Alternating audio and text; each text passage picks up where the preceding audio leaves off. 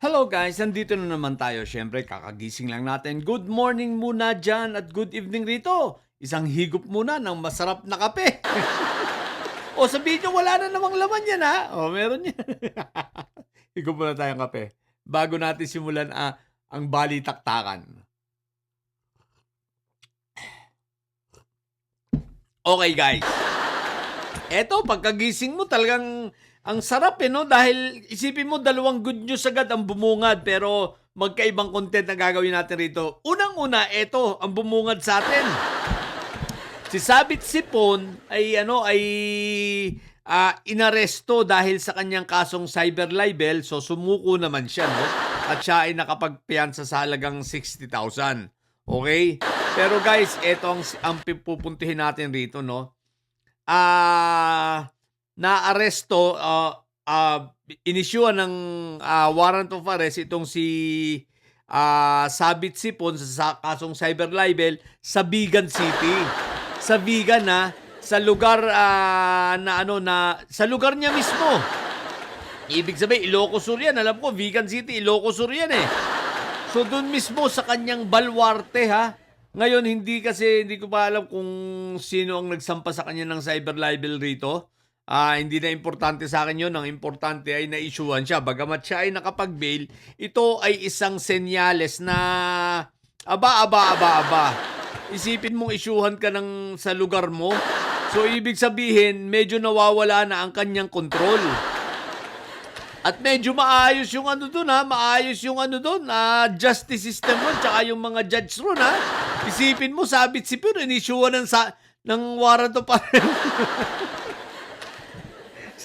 sa Vigan City mismo, what the heck? Pero ito rin guys, no? Ang inihintay kong warrant of arrest, ang manggagaling sa Sandigan Bayan, kapag isinampa na ng ombudsman ang kasong plunder dito kay Sabit Sipon. Na up to now pending pa sa ombudsman pa. Ombudsman Remulla paggalawin ng baso. Medyo matagal na rin ito parang pag hindi ako nagkakamali, last December pa, di ba? O kailan ba yung o March yata, hindi ko sure. Nakalimutan ko na. Kung kailan sinampahan ito si Sabit Sipon ng plunder nitong si anong pangalan nito? Yung babae, matanda. Plunder and graft and corruption. So yun ang maganda. Pag yun ang gumalaw at isinampa sa Sandigan Bayan at malabasan ng warrant of arrest si Sabit Sipon, no bail yun. No bail yun, guys. So ombudsman, galaw-galaw naman dyan. Alam ko namang nung nakaraang panahon bago siya masampa. After pala niya masampahan sa yung opisina ng plunder itong si Sabit Sipon, bigla yang nakipag-meeting sa iyo. 'Di ba?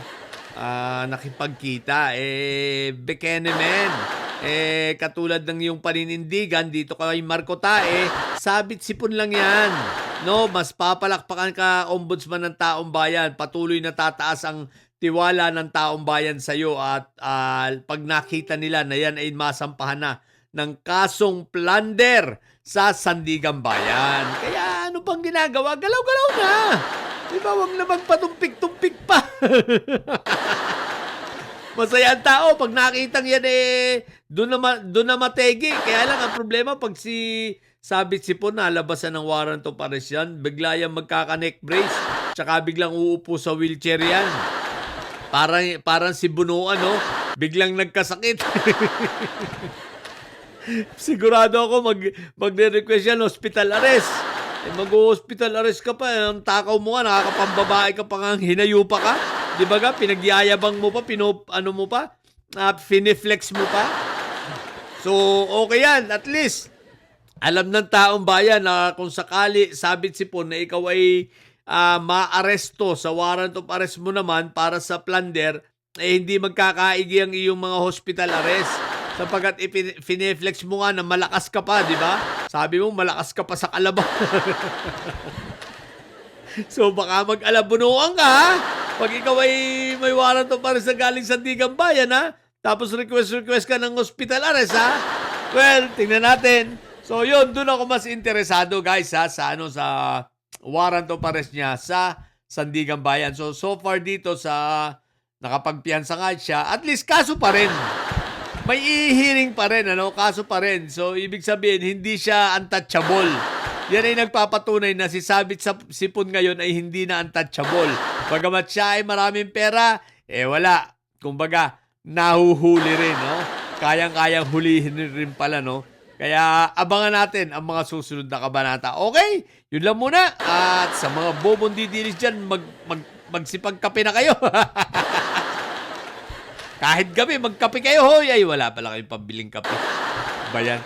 Sa mga bobo didilis at may sadya na nyo, ang tatay nyo ay preso, ang BP nyo ay bobo. Manatili kayong mga bobo at may sadya sapagkat ang may sadya dahil lagi high blood. Bye!